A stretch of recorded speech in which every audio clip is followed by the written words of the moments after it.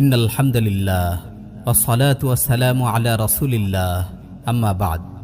প্রতিটি মহল্লায় তো অনেক যুবক আছে, কিন্তু এদের কজনকে ফজরের সালাতে মসজিদে দেখা যায়, দোকানপাটে বা খেলার মাঠে। আর যত যুবকের উপস্থিতি চোখে পড়ে মসজিদে কি তাদের সবাইকে দেখা যায়? সপ্তাহে একদিন শুধু জুমার সালাতে যত যুবক আসে, প্রতিদিন 5 ওয়াক্ত সালাতে কি তাদের সবাই তেমন উপস্থিত হয়? এমন প্রতিটি প্রশ্নের উত্তরে আমাদের কষ্ট ও আক্ষেপের সাথে বলতে হয়, না, খুব কম সংখ্যক যুবককে নিয়মিত মসজিদে দেখা যায়।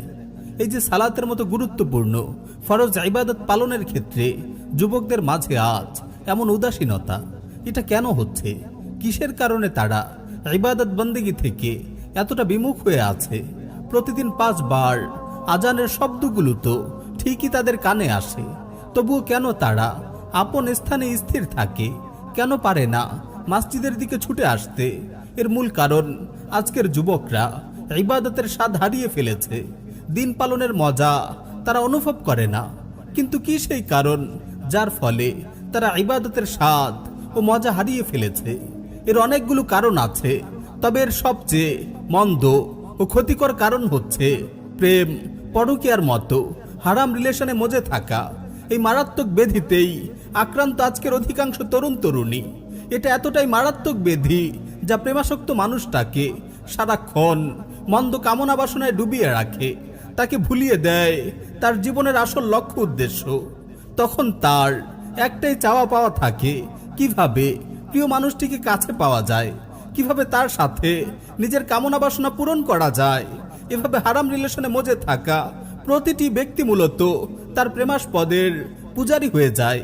প্রেমাস্পদের যা পছন্দ সেটাই সে করতে থাকে। তার কথাবার্তা, চালচলন, কাজকর্ম সবকিছুই হয় প্রেমাস্পদের পছন্দ মতে। প্রেমাস্পদের নজর কাটতেই সে নানান স্টাইলে নিজেকে সাজায়। এক কথায় তার হৃদয় রাজ্য জুড়ে বিরাজ করে কেবল প্রেমাস্পদের ছবি। সারাক্ষণ প্রেমাস্পদের সাথে কথা বলাই যেন তার লক্ষ্য। এই এক হারাম রিলেশনে মজে থাকার কারণেই সে আরো বহু হারামে লিপ্ত হয়। এই হারাম রিলেশনে মজে থাকার কারণেই সে জেনাবে বিচারে মত্ত হয়ে যায়।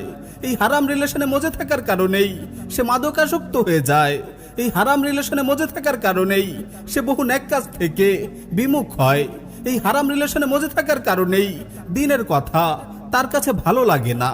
এই হারাম রিলেশনে মজে থাকার কারণেই আজানের ধ্বনি তার মাঝে রেখাপাত করে না।